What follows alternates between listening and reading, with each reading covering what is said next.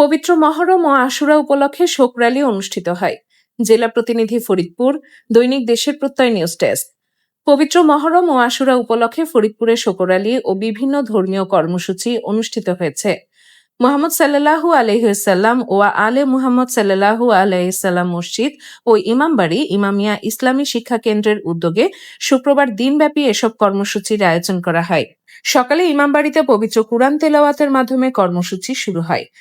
Akij health care and hygiene নিয়ে এলো শোকি sanitary napkin, তোমাকে দেবে লিকেজবিহীন কমফোর্ট। এরপর মাতম মজলিস, জুমার সালাত, জিয়ারত, দোয়া ও খায়রের মজলিস, তবারক বিতরণ এবং কারবালার শোকাবহ ঘটনা স্মরণে নোহা ও মার্সিয়া পরিবেশন করা হয়। পরে গোরস্থান মসজিদের সামনে থেকে একটি শোক র্যালি বের হয়ে শহরের প্রধান প্রধান সড়ক প্রদক্ষিণ করে পুনরায় সূচনা স্থানে এসে শেষ হয়। র্যালিতে অংশগ্রহণকারীরা হযরত ইমাম হুসাইন আলাইহিসসালামের ও কারবালার শহীদদের আত্মত্যাগের স্মরণে ব্যানার, ফেস্টুন ও শোকবার্তা বহন করে।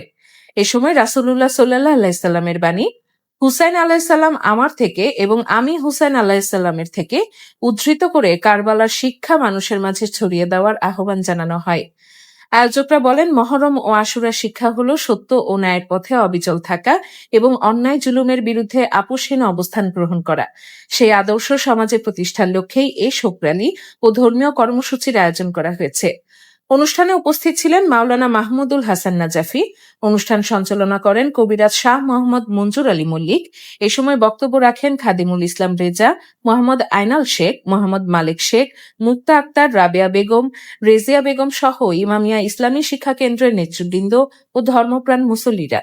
অনুষ্ঠানে পরবর্তীতে মুসলিম উম্মার শান্তি কামনা এবং দেশ ও জনগণের কল্যাণ কামনা করে মোনাজাত করা হয়। মোনাজাত পরিচালনা করেন মাহমুদুল হাসান নাজাফি।